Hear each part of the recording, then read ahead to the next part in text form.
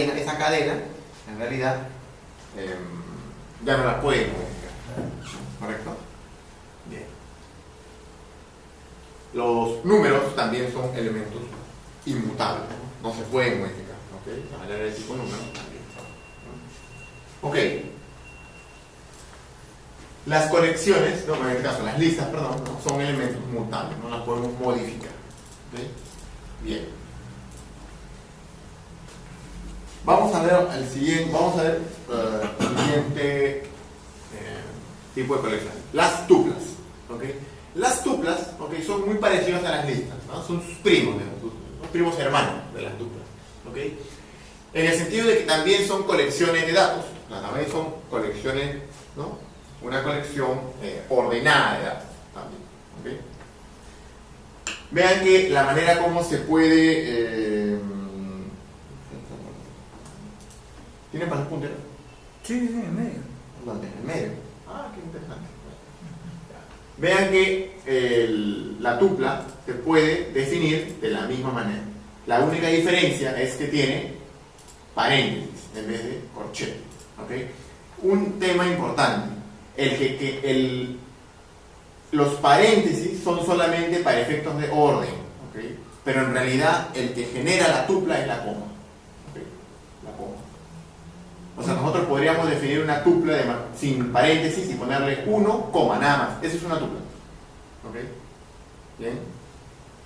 Los paréntesis son solamente para efectos de ordenamiento, para que sea más entendible. Nada más. Bien. Ahora, como dice ahí, el constructor de la tupla es la coma. Podría ser de esta manera, ¿no? Mi tupla igual 1, ¿ok? También se puede usar índices negativos, ¿no? De igual manera, de la misma manera como las listas, ¿ok? Y en ese caso también se empieza desde el último valor. Una tupla es X y Z, por ejemplo. Coordenadas X y Z. Claro, podría ser X y Z. Pero guardaría solo la coordenada, ¿no? Guardaría solo los valores de X y Z. Esa sería dimensión 3. Claro. De dimensión 4 sería X y Z. T. Exactamente. Claro. También podrías... un detalle por ejemplo, en este caso con las listas, es que, por ejemplo, nosotros podríamos crear listas n-dimensionales, ¿no? Por ejemplo, esta es una lista de una sola dimensión, pero si nosotros creamos lista de listas, por ejemplo, en este caso, si todos los elementos de esta lista fueran listas, podríamos tener listas de 2 dimensiones, ¿no?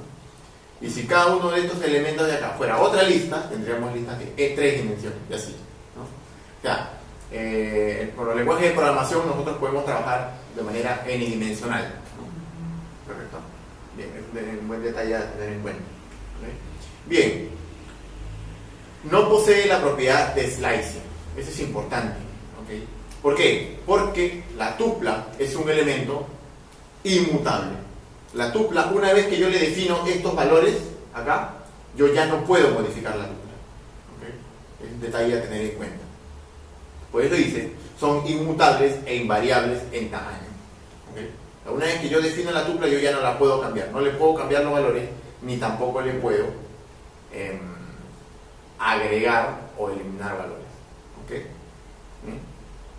Sin embargo, ¿okay?, eso no quiere decir que valores mutables dentro de la tupla no puedan ser modificados. Eso lo vamos a tener en un ejemplito ahorita. Por ejemplo, yo podría tener mi tupla acá y como parte de la tupla podría meter una lista. Y yo podría modificar el elemento de esa lista, que es parte de la tupla. Si bien la tupla yo no puedo modificarla, pero sí puedo modificar el contenido de alguna lista o de cualquier elemento mutable que sea parte de la tupla. ¿Okay? Es importante ese detalle. Una pregunta, sí, de las tontas. ¿Cuándo me sirve usar tupla? Cuando lista. ¿Cuándo lista? Exacto. Porque las tuplas, al no tener el procedimiento de slicing, al ser inmutables, ¿okay?, son más eficientes para lectura. O sea, si tú quieres hacer operaciones de lectura, ¿okay?, lo más recomendable es que utilices tuplas. ¿Okay? Porque las tuplas consumen menos memoria. ¿Okay? Están netamente optimizadas para lo que es lectura. Es el caso diferente de las listas, ¿no? O sea, la lista no solamente lees, también puedes, como viste, hacer slicing, modificar, eliminar, aumentar su tamaño, disminuir su tamaño, ¿no? Eso implica procesamiento adicional. Si tú tuvieras que hacer algo que solo lee, por ejemplo, nombres de alumnos y código de alumnos, Nada, debes poner una tupla. Debes poner una que tupla. no vas a modificar. Claro, exactamente. Claro. ¿Bien? Por eso dice, tiene mejor rendimiento que las listas para operaciones de solo lectura. ¿Ok? Otra pregunta, mi tupla es una sola tupla y luego tengo que hacer una lista de tuplas. ¿Cómo es eso?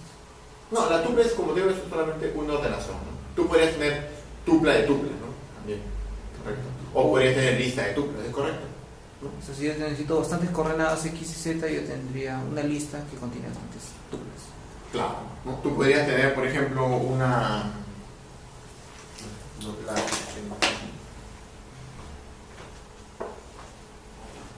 Claro, yo podría tener, ¿no? Como les decía, ¿no? Yo puedo tener, por ejemplo, listas n-dimensionales, ¿no? Eso podría ser mi lista, ¿no? El equivalente de las listas en los lenguajes de programación anteriores es el arreglo, ¿no? Un arreglo, ¿no? Solamente que el arreglo, ¿no? Por definición teórica, es invariable, ¿okay? O sea, el arreglo no se puede modificar, ¿correcto? Sin embargo, digamos que en Python la tupla, perdón, la lista de Python, ¿no? Es un arreglo de longitud variable, ¿no? ¿Correcto? Las tuplas, perdón, las listas en Python son arreglos de longitud variable, ¿no? Lo que en otros lenguajes de programación se llaman listas. Bueno, son los array lists y esas cosas, ¿no? ¿Correcto? Entonces, podría tener, ¿no? Por ejemplo, una lista acá, ¿no? De elementos, ¿no? Donde cada uno de los elementos pueda ser otra lista, ¿no? ¿Correcto? ¿No? Y donde cada uno de estos elementos podría ser otra lista. ¿Correcto? Entonces así yo puedo jugar y trabajar con una cantidad n de dimensiones, ¿no? ¿Correcto? Sin embargo, el contenido de cada uno de los elementos de la lista puede ser cualquier elemento, ¿no? Entonces yo podría crear también, ¿no? Una lista, ¿no? Una lista y que esta lista me contenga una tupla, ¿no? No tengo una tupla. Esta tupla a su vez podría contener cualquier otro tipo de elemento, ¿no? Podría contener otra tupla también, otra tupla, y aquí podría haber otra lista, entonces, y acá podría haber una lista, ¿no? Entonces, como les digo, ya eso va a depender de qué es lo que quieran hacer, ¿no? O sea, pero es importante saber que ustedes pueden manejar dimensiones, ya sea con listas o con tuplas, que pueden combinarlas. ¿Ok? Bien.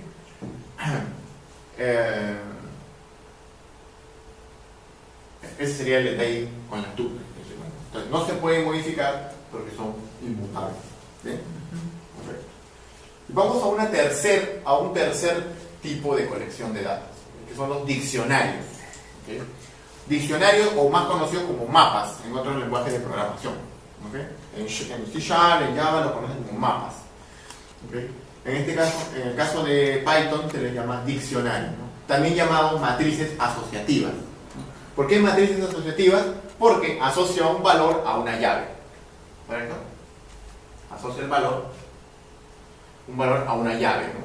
En el caso de las matrices asociativas, a diferencia de la tupla y de la lista, no están ordenados por índices, no se guían por índices. ¿Okay? ¿Bien? ¿Correcto? O sea, en el caso de las listas y tuplas, ¿no? Están manejados por índices. Índices. Los diccionarios no trabajan de esa manera. Los diccionarios son prácticamente, ¿no? Son un objeto de estructura de datos, ¿okay? Que almacenan de alguna manera, ¿okay? En implementación interna, valores, ¿okay? Valores en base a una llave, ¿okay? A una llave.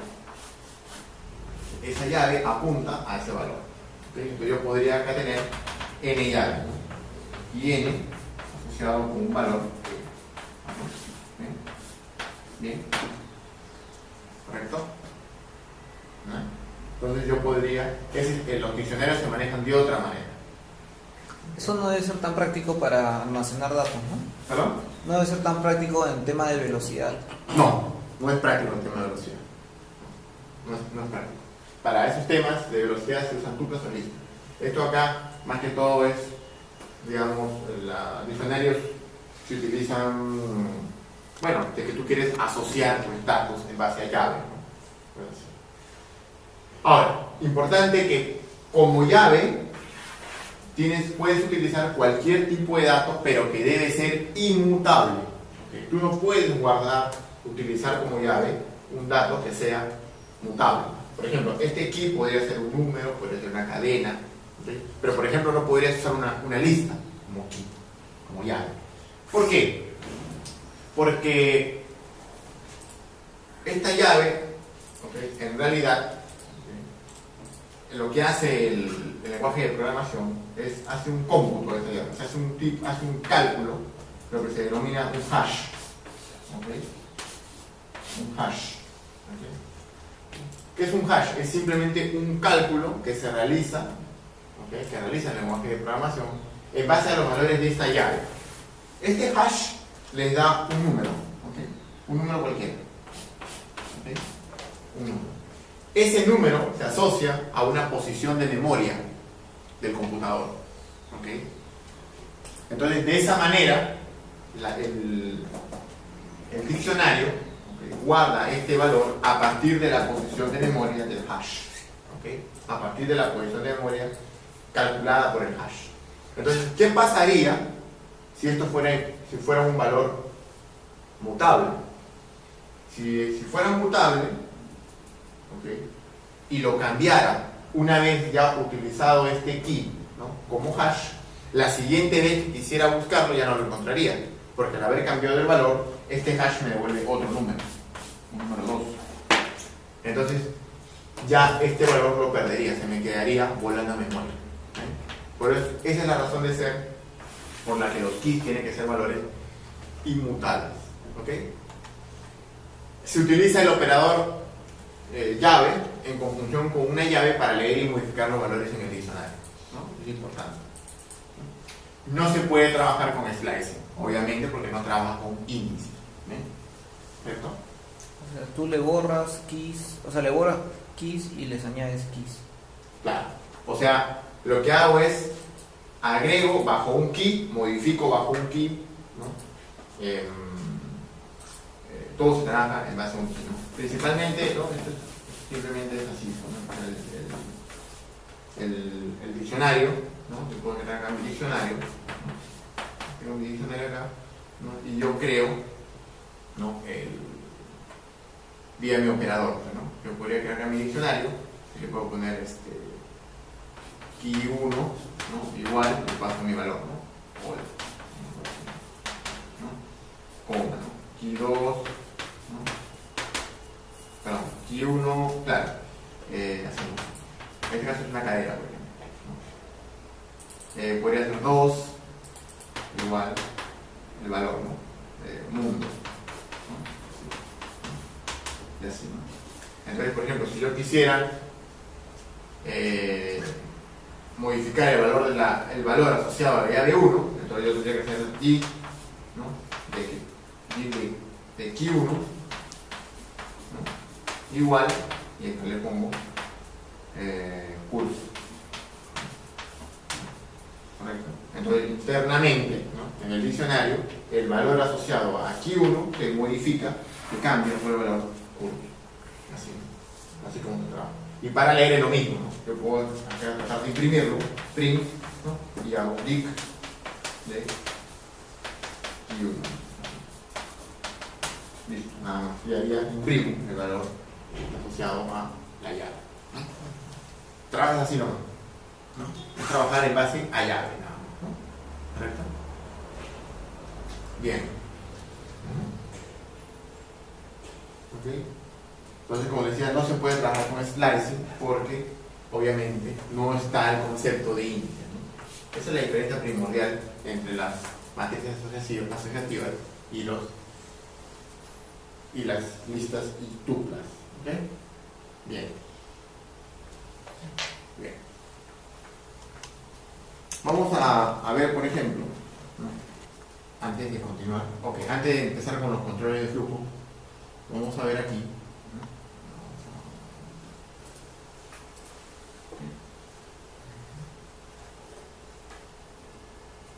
Bien. Acá tenemos nuestro Eclipse, ¿no? Bien, con nuestro PyDev. ¿Todos tienen instalado el PyDev? ¿Todos tienen instalado PyDev? Yo lo instalo, pero no me... Ok, hay que ver cómo instalarlo. Ahora sí veamos cómo se instalan nuevas cosas en Eclipse. Es importante porque eso también les va a ayudar a ustedes para cuando requieran instalar otras funcionalidades en Eclipse, ¿no? Para otras cosas que deseen hacer. Básicamente, para instalarle al Eclipse, ¿no? Van al help y van a esta parte check for updates, ¿no? La parte de aquí, prompt, install new software. Cool. Install new software. Van a install new software. Ok. Bien. Ahora, Eclipse basa la obtención de sus plugins simplemente en base a direcciones de HTTP, ¿no? Nada más. Y a lo que ellos llaman repositorios, nada más. En este caso, lo que ellos llaman software sites. ¿Bien? Entonces, ¿qué hacen? Agregan add. Este es un nombre cualquiera. ¿Okay? Acá simplemente es un nombre para que ustedes sepan qué es lo que pueden obtener de ese repositorio.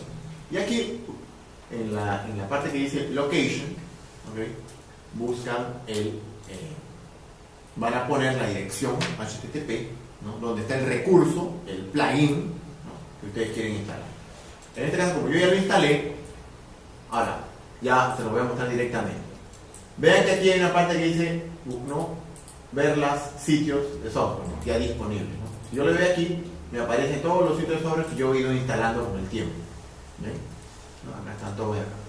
Entonces, el que yo he utilizado por PyDev es este de acá. Vean. Este que dice PyDev org updates. Ese es el que tienen que agregar en su location. ¿Okay? Agréguenlo, por favor. No tengo Eclipse. ¿No? No tengo Eclipse recién descargo este JPK que necesitas que lo dejaba, ¿no? Claro, pero lo instalamos la clase. A ver. No, ¿Tienes? Porque te acuerdas que lo pasamos en una no, es llave. que no agarra, como es Windows 8 no lo agarra. ¿Ah? Como es Windows 8 no lo agarra. Pero ese era con MySQL. Pero el Java. Tampoco no sé, no lo agarraba. Me descargué otro que me decía en internet que era JDK7, no sé si estará bien. No sé. No, claro, pero te acuerdas que pasamos una llave con la JDK. Trata de instalar esa. Trata de instalar esa. Ahí debes tener instalado. No, y la Java 6 debe correr con la... ¿Windows 8? Sí, claro, debería. No sabes qué Windows 8 no es un... Windows 8 es el problema de Windows 8. Tiene muchos problemas de compatibilidad para atrás. No, pues muchas empresas compran laptops nuevas y piden la bajada de Windows 7. No, pero primero me tienen que tener el JDK para que pueda decir.